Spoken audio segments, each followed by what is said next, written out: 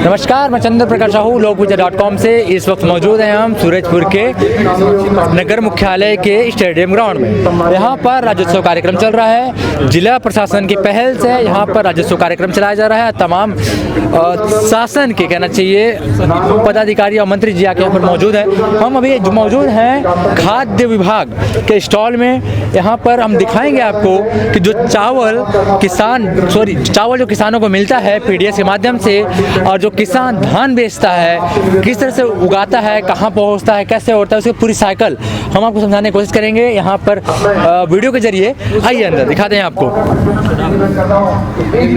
पहले वीडियो देखिए आप, ये है धान, जहाँ पर धान किसान उगाया धान। ये किसान मान लीजिए ये धान को लाता है यहाँ पर, और धान को जो है अपने संसाधनों से ये जो है ऐसे करके ले जाके, वो समिति है धान उपार्जन केंद्र है, इधर से वो धान उगाता है, वहाँ रखता है अपने संसाधनों से लाते हुए, ये बोरे वगैरह भर के ये तमाम ये उपार्जन केंद्र में लाता है, वहाँ बेचता है और उसको छल्ली लगाई जाती है यहाँ पर। और वो आदिम जाति सहकारी समितियाँ हैं जहाँ पर से धान को खरीदी करती है। उसके बाद से क्या होता है कि उसके बाद छल्ली लगती है, छल्ली को उठाने का एक जरिया होता है, एक तरीका होता है। फिर धान उठ के दो तरीके जाता है, एक तो राइस मिलर के बाद डायरेक्ट ले जाता है, और नहीं जाता है तो वहाँ पर जाता है वो संग्रहण केंद्र। संग्रहण के जो प्रशासन की टीम बनाती है, अलग अलग जगह में हो सकती है। सूरजपुर की वर्तमान संग्रहण टीम अभी संग्रहण जो केंद्र है वर्तमान में भी देखा जाए तो रामनगर में है, और अलग जो 45-46 सहकारी समिति जहाँ धान खरीदती है, इस बार भी खरीदी होगी, तो वो वहाँ से उठ के जाती है संग्रहण में। वो देखिए संग्रहण उस तरह से संग्रहण होता है, वहाँ धान जाती है, इकट्ठा होता है, फिर समय के अनुसार वो वहाँ से उठाव होता है और कस्टम मिलिंग के लिए, देखिए आप कस्टम मिलिंग से लिखा हुआ है, इसी तरह से वाहनों में जाती है और राइस मिल में जाएगी। राइस मिल से वहाँ जो कस्टम होती है, मिलिंग होती है, और जो है वो धान जो है चावल का रूप लेता है, और सार्वजनिक वितरण प्रणाली के माध्यम से वेयर हाउस के जरिए गोडाउन में आता है। गोडाउन से ये फिर वापस से उचित मूल्य के दुकानों में हम आप तक चावल पहुँचती है। ये हो गई प्रोसेस। हम चाहेंगे कि जो खाद्य विभाग के अधिकारी हैं उनसे ये आपको बात करें और जानें कि किस तरीके से आता है और कैसे होता है, उनसे ये एक्सप्लेन करवाते हैं। हमारे बीच में सूरजपुर खाद्य विभाग के अफसर मौजूद हैं। हम इनसे बात कर जानते हैं कि खाद्य विभाग में जो चावल की आम नागरिक गरीबी रेखा कार्ड के अंतर्गत या APL गरीबी APL जो BPL APL कर सकते हैं अपन, जो चावल पहुँचती है ग्रामीण क्षेत्र तक, उसकी प्रोसेस क्या होती है और कैसे पहुँचती है, इनसे बात ही करते हैं हम। सर नाम बताइएगा पहले। मेरा नाम विजय किरण है, मैं जिले का खाद्य अधिकारी हूँ। ये जो आप देख रहे हैं ये इसको डिसेंट्रलाइज्ड प्रोक्योरमेंट सिस्टम बोलते हैं। विकेंद्रीकृत धान उपार्जन प्रक्रिया है, एक पद्धति है। इसके तहत जो है, जो सबसे पहले आप देख रहे हैं यहाँ पे किसान जो है अपने फसल को जो है काट करके सुरक्षित रखते हैं। पहले दिखाइए सर, ये फसल है। हाँ, ये किसान का फसल है, और ये किसान का फसल होने के बाद वो अपना मिजाई करके धान को इस तरीके से निकालते हैं, और धान को निकालने के बाद अपने वाहन से, हम ट्रैक्टर में दिखा रहे हैं कि लोग, ये उसकी संसाधन है। हाँ, किसान संसाधन है। अपने बैग से, अपने अगर बैग नहीं रहता है तो कुछ लोग अपने पाला से सीधा हमारे उपार्जन केंद्र में लाते हैं। आप देख रहे होंगे कि ये जो पाला किया हुआ धान दिख रहा है ढेरी में, ये किसान द्वारा लाए हुआ धान को हम ढेरी लगाते हैं। ढेरी लगाने का मकसद ये है कि किसान का धान का गुणवत्ता को हम सुनिश्चित कर सके कि वो FAQ में है। अच्छा, ये इसे तौल करते हैं आप? हाँ, ये देख रहे हैं एक समिति का आदमी है और एक हमारा किसान है, उसके बीच में हम धान को तौल कर रहे हैं। धान का तौल में लगभग 40 किलो और बोरे का वजन 800 ग्राम, 40-800 का वजन हो रहा है। उसके बाद हम धान, ये वजन कितना हो रहा है सर? 40-800 के आसपास है, वो बोरे का वजन इसमें जुड़ा हुआ है। 40 किलो धान है और 800 ग्राम के आसपास बारदाना का वजन है। तो 40 किलो धान लेते हैं। उसके बाद हम जब धान खरीद लेते हैं तो उसको स्टेक के रूप में सुरक्षित रखते हैं। वहाँ ये स्टेक है आपकी? हाँ, धान का स्टेक है, तो धान के स्टेक पे हम उसको सुरक्षित रखते हैं। ये स्टेक है धान की? धान का स्टेक है वो। धान के स्टेक के बाद जब धान हमारा बहुत ज़्यादा भंडारित हो जाता है तो हम उसे धान परिवहन के माध्यम, जो धान का परिवहन का ठेकेदार होता है, वो अपने परिवहन के लिए, हाँ, ये किसान लाया, वो तौल हुआ इसका धान, ये फिर ये समिति को बेचा सर? समिति, हाँ, आदिवासी सेवा सहकारी समिति, वही उपार्जन केंद्र भी होता है। हाँ, वही बेचता है, वही उपार्जन केंद्र होता है, वही उपार्जन केंद्र भी। वहाँ से उसके अकाउंट में पैसा जाएगा ना? हाँ, किसानों को उसके यहाँ से किसान का काम खत्म हो जाता है, किसान की बिक्री खत्म हो गई। हाँ, किसान को हमने धान खरीद लिया, किसान का काम खत्म है। अच्छा, वो उपार्जन केंद्र किसानों को धान को वहाँ रखेगा? हाँ, वो उसका चबूतरा है, फड़ है रखने का फड़। हाँ, उपार्जन केंद्र का फड़ और चबूतरा है। उसके ट्रांसपोर्टर के माध्यम से धान को हम परिवहन कराते हैं।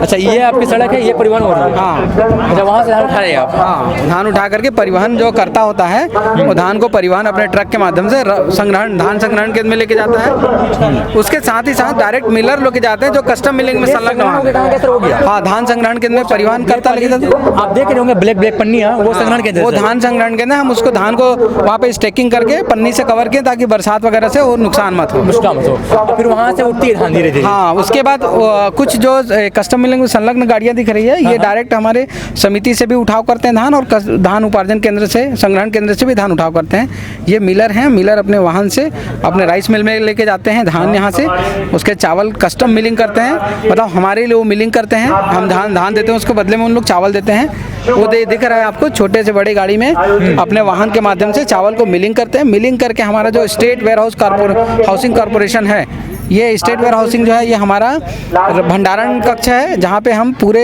कस्टम मिलिंग चावल को इकट्ठा करके रखते हैं।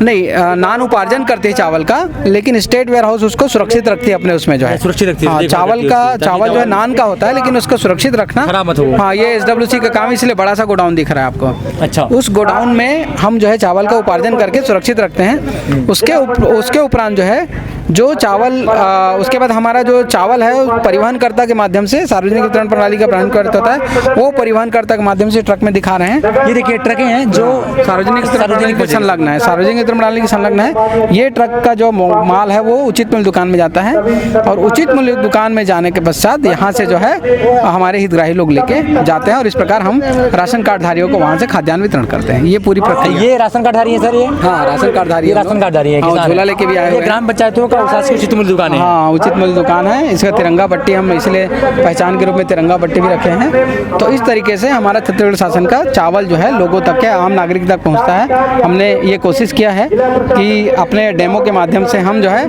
खाद्य विभाग के विकेंद्रीकृत जो धान उपार्जन प्रक्रिया है, हम उसको आपको प्रदर्शित कर सकें और लोगों को समझा सके इसको आसान भाषा में। किरण सर, जैसे कि अमूमन ये थे, आप समझाए कि प्रोसेस तरीके से किसान का धान उगता है और धान कैसे चावल के रूप में किसानों को मिलता है वापस, जो किसान धान बेच चुका होता है। सर ये बताइए सर, जैसे कि अभी में बहुत बार देखा जाता है सर कि किसानों का जो है राशन कार्ड नहीं बन पाता है, तो आपकी विभाग राशन कार्ड बनाती है, तो एक हमारे कैमरे के बताइए आप माध्यम से कि कैसे किसान राशन कार्ड भी बनवा सकता है आपके यहाँ से, या पंजीयन भी कैसे करा सकता है? जी बिल्कुल बिल्कुल। देखो, किसान कोई भी व्यक्ति जिसके पास राशन कार्ड नहीं है, अभी वर्तमान में देश में जो है और राज्य में भी हमारा खाद्य सुरक्षा कानून चल रहा है, इसके तहत कोई भी व्यक्ति भूखा ना रहे, ये डिपार्टमेंट का प्रमुख लक्ष्य है। इसके लिए हम राशन कार्ड सभी को जारी करते हैं। राशन कार्ड अगर किसी के पास नहीं है तो केवल और केवल अपना आधार कार्ड और अपना फोटो और अपना बैंक खाता, जो परिवार के महिला मुखिया उसका बैंक खाता, ये हमको दे।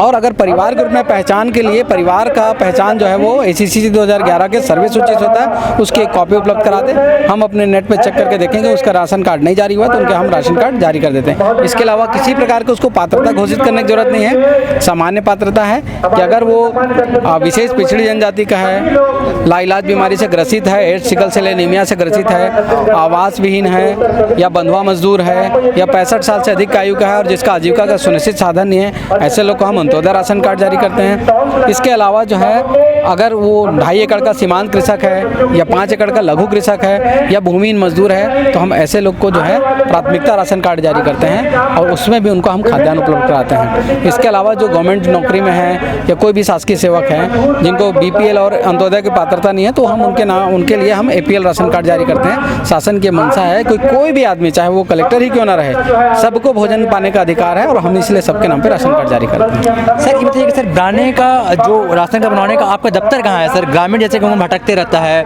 वो जनपद जाएगा बोलते हैं वहाँ जाएगा यहाँ जाएगा, तो उसका दफ्तर कहाँ है बताइए सर? इसके लिए हमने बहुत ही बेहतरीन हमारे जिले में कलेक्टर महोदय के द्वारा बहुत बेहतरीन सिस्टम लाया गया है। यहाँ पे हम लोगों ने हर एक जनपद कार्यालय में और हर एक नगरीय निकाय कार्यालय में हम राशन कार्ड बनाने का, उनके पास ID पासवर्ड है, वो राशन कार्ड वहाँ जारी कर सकते हैं। इसलिए आपका जो भी हितग्राही हैं, जो भी आवेदन राशन कार्ड का करना चाहता है, वो जनपद में जाए या नगरीय निकाय में जाए, वहाँ भी नहीं मिल पाता तो हमारे जिला कार्यालय में भी आए। जिला कार्यालय कहाँ पर है सर? जैसे कि दिक्कत होती है, जैसे कि दिक्कत ये होती है सर कि कई बार किसान जा रहा है, ग्रामीण जा रहा है, उसको भड़का दिया जाता है, दलालपुर जाते हैं, तो कैसे में वो आप तक शिकायत कैसे करें, कहाँ तक आए, कैसे आए? इसके लिए कहीं कुछ करने की जरूरत नहीं है। वो अपने जो स्थानीय निकाय का ऑफिस है, चाहे नगर निगम हो, नगर पालिका हो, चाहे जनपद पंचायत हो, वहाँ पे जाए, बाकायदा वहाँ सिस्टम है, रजिस्टर में दर्ज कराए और लोक सेवा गारंटी के तहत दर्ज कराएगा तो फिर 1 महीने के अंदर तो राशन कार्ड बनना ही है उनका। अगर नहीं बन पाता तो कलेक्ट्रेट कार्यालय में मेरा ऑफिस है, खाद्य शाखा करके है मेरा ऑफिस जो है, उस ऑफिस में भी आ सकते हैं, वहाँ पे भी राशन कार्ड बन जाएगा। लेकिन हम कोशिश करते हैं, अभी तक जो मैं देख रहा हूँ मेरे आने के बाद से लगभग 6000 राशन कार्ड जारी हुआ है और लगभग 3 से 4000 लोग का नाम जुड़ा है। तो ये बहुत ही सरल प्रक्रिया है। मैं तो कहता हूँ कि ज़्यादा से ज़्यादा 8 से 10 दिन लगना चाहिए राशन कार्ड बनाने में, उससे ज़्यादा। लेकिन पात्रता का निर्धारण